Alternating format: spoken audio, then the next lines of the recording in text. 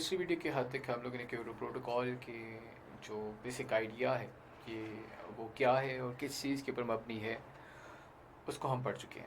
इस वीडियो के अंदर मैं आप लोगों के सामने क्योटो प्रोटोकॉल के जो मैकेनिज़म्स हैं उनके बारे में थोड़ी सी गुफ्तगू करूँगा। उसके बाद I will be talking about the shortcomings of this protocol and then whether it is a success or a failure, हम इसको क्या डिफ़ाइन करें, तो इसके ऊपर हम गुफ्तगू करेंगे।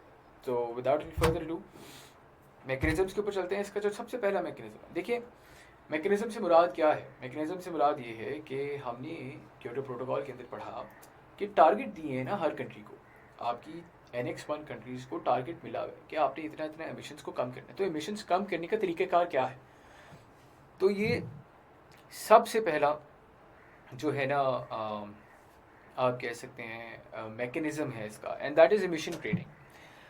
एमिशन ट्रेडिंग किन के बीच में हो सकती है? एमिशन ट्रेडिंग हो सकती है आपकी NX1 कंट्रीज़ के बीच में। आपकी NX1 कंट्रीज़ कौन सी हैं? वो कंट्रीज़ जो कि हम पीछे डिफ़ाइन कर चुके हैं, जो कि डेवलपिंग नेशंस नहीं है, इन अ नटशेल जो कि डेवलप्ड नेशंस हैं, ठीक है। वो आपकी NX1 कंट्रीज़ के एम्बिट के अंदर आते हैं। हर कंट्री को असाइंड अमाउंट यूनिट्स, जिनको हम AAU कहते हैं, असाइंड अमाउंट यूनिट्स मिलते होते हैं इन अ गिवन टाइम पीरियड, ठीक है, कि आपकी इतने अमाउंट है, इतनी अमाउंट से ज़्यादा आप इमिशंस नहीं कर सकते, ठीक है। अगर आप इस अमाउंट के अंदर अंदर रह के अपनी इमिशंस करेंगे तो आपको जो टारगेट दिया हुआ है वो आप अचीव करने के काबिल होंगे। मिसाल ले लेते हैं हम कि कनाडा को, ये हिपोथेटिकल मिसाल है, कनाडा को 100 AAUs मिले हैं एंड ऑन द कॉन्ट्री जापान को मिले हैं 80 AAUs in accordance with their needs and their economic activity, ठीक है। तो AAUs क्या है? आपकी वो असाइंड अमाउंट जिससे ज़्यादा आप एक्सीड नहीं कर सकते अपनी कार्बन एमिशंस को, क्योंकि अगर आप उसे एक्सीड करेंगे तो आपको जो टारगेट गिवन है आप उसको अचीव नहीं कर सकेंगे।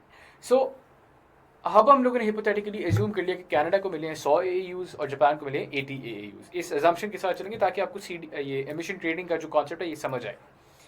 Under this system, under this emission system, countries from Annex 1 can trade credits amongst them and thereby remain in limits. मिसाल ले लेते हैं कि कनाडा को आपने जो 100 AAUs दिए थे, कनाडा की however उस टाइम पीरियड के अंदर जो कंजम्पशन थी दैट वाज ऑफ 120 AAUs, ठीक है, 120 AAUs से कंज्यूम किए, यानी उसके पास जो डेफिसिट आ रहा है वो आ रहा है 20 AAUs का। उसने पास 100 गिवन है, उसने कंज्यूम किए 120, डेफिसिट आ गया 20 का। अब ये 20 को कैसे पूरा करे ताकि उसकी जो एमिशन टारगेट है वो अचीव हो जाए? तो उसका तरीक़ेकार एक ये होगा कि वो अपने इर्द गिर्द वाली NX1 कंट्रीज़ को देखेगा और देखेगा कि क्या मेरी किसी NX1 कंट्री का टारगेट है ऐसा जो कि अचीव ना हुआ हो। तो वो देखेगा कि अगर जापान, जिसको 80 AAUs मिले थे, उसने सिर्फ 60 AAUs खर्च किए हुए हैं या 60 AAUs को यूज़ किया हुआ है, तो वो फिर उससे 20 AAUs खरीद लेगा, ठीक है। तो जब वो खरीद लेगा तो उसका जो डेफिसिट है वो पूरा हो जाएगा और क्यूमुलेटिवली देखा जाए तो दोनों अपनी लिमिट्स में रहते हुए अपने अपने टारगेट को वो फिर अचीव भी कर रहे होंगे, ठीक हो गया। सो this is the idea of the emission trading, जिसे हम कार्बन ट्रेडिंग भी कहते हैं और इसको हम कार्बन क्रेडिट्स के फॉर्म भी कहते हैं। AAUs को हम कार्बन क्रेडिट्स भी कहते हैं, क्योटो यूनिट्स भी कहते हैं, ठीक है। कार्बन क्रेडिट्स अमूमन एक टर्म यूज़ की जाती है। इस ट्रेडिंग को हम कार्बन ट्रेडिंग भी कहते हैं, एमिशन ट्रेडिंग, कार्बन ट्रेडिंग, ये तमाम चीज़ें इसके लिए यूज़ होती हैं। तो बड़ा मज़े का कॉन्सेप्ट है और इस पर एक्सटेंसिवली काम किया गया है। मिसाल ले लें, आपकी यूरोपीय union emission trading system EU ETS का इनकाद हुआ इसके थ्रू। यूरोपीय union is an amalgamation of a lot of countries. यूरोपीय यूनियन को जो टारगेट मिला था गालिबन इट वाज ऑफ 8%, ठीक है। जो 8% का इनको फर्स्ट कमिटमेंट पीरियड में 8 से 12 का टारगेट मिला 2008 से 2012, उस 8% को के एम्बिट के अंदर रहते हुए इन्होंने अपनी जो एमिशंस की आगे स्क्रूटनाइजेशन थी और आगे कैटेगराइजेशन थी वो की थी अपनी कंट्रीज़ के अंदर, ठीक है। तो मिसाल ले लेते हैं, फ्रांस को कहा कि आप हमने ये जो टारगेट है इसको यूटिलाइज करने के लिए भी आपने, फ्रांस ने 5% अपनी रिडक्शन करनी है। लग्जमबर्ग को कह दिया कि आपने 2% करनी है, ठीक है। तो इस तरह से उन्होंने जो है अलॉट करके अपना जो ओवरऑल टारगेट था उसको अचीव करने की बात की। तो इसको मद्देनजर रखते हुए कि तमाम कंट्रीज़ की नीड डिफरेंट है और डिफर कर सकती हैं विद टाइम, इन्होंने अपना एक पूरा सिस्टम बनाया, यूरोपीय यूनियन एमिशन ट्रेडिंग सिस्टम, जिसको आप एक एग्जाम्पल के तौर पे पेपर में लिख सकते हैं कि ये बाकायदा सिस्टम बनाया गया क्योटो प्रोटोकॉल के अंदर।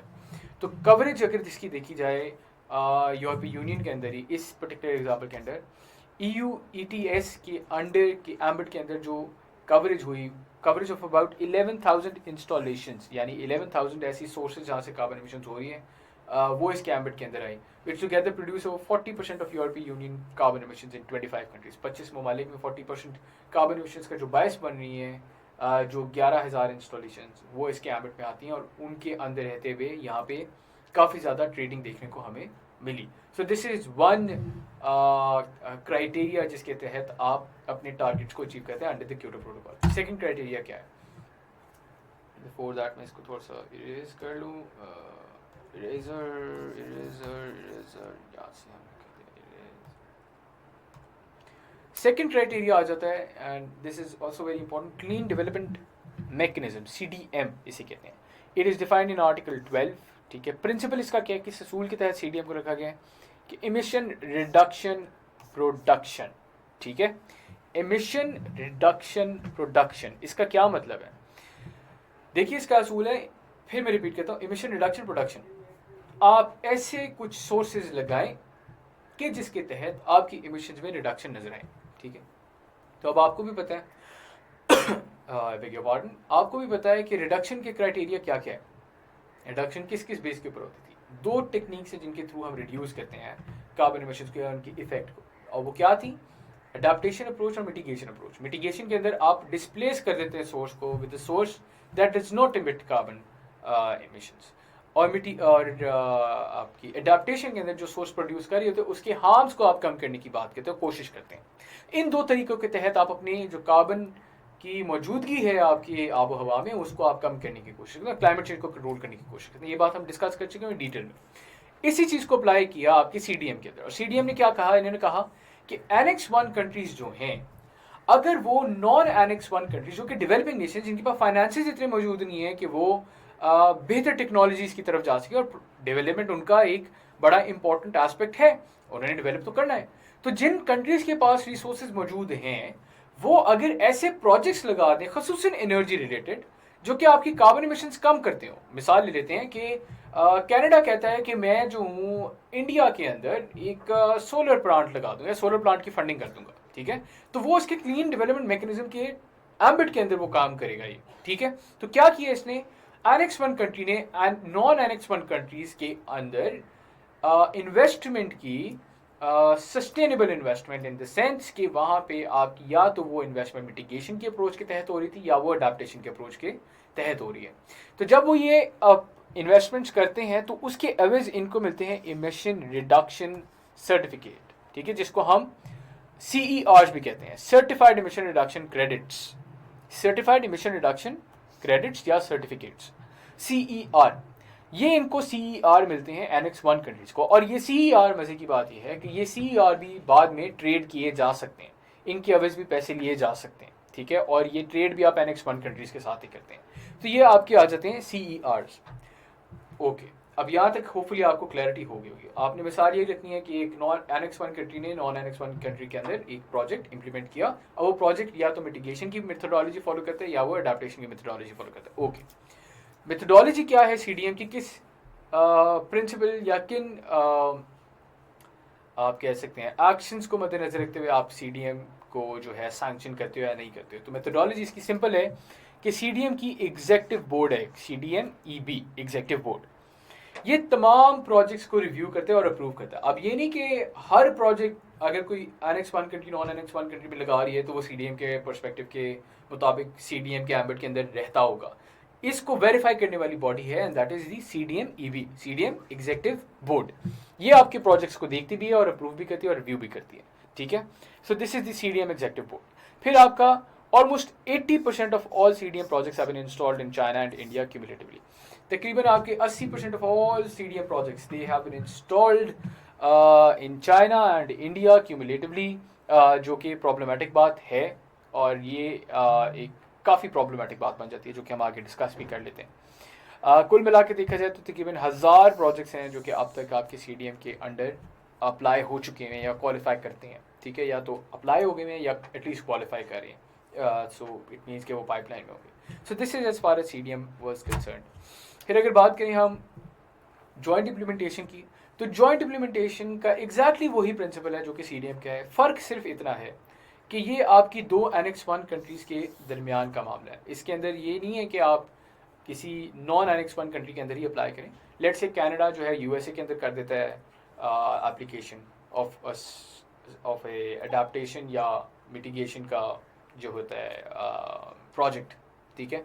तो उसके तहत जो है अगर एप्लीकेशन हो रही है और आपकी दो डेवलप्ड नेशंस आपस में जो है कोलैबोरेट करके या आपस में इन्वेस्टमेंट कर रहे हैं, या तो मिटिगेशन के एम्बिट में फॉल करते हैं या अडाप्टेशन के एम्बिट में फॉल करे, तो उसको हम कहते हैं जॉइंट इम्प्लीमेंटेशन, ठीक है। ये भी रिजल्ट करता है CERs में, ठीक है, सर्टिफाइड एमिशन रिडक्शन क्रेडिट्स या सर्टिफिकेट, और ये भी सेलेबल है in the emission trading, under the emission trading system.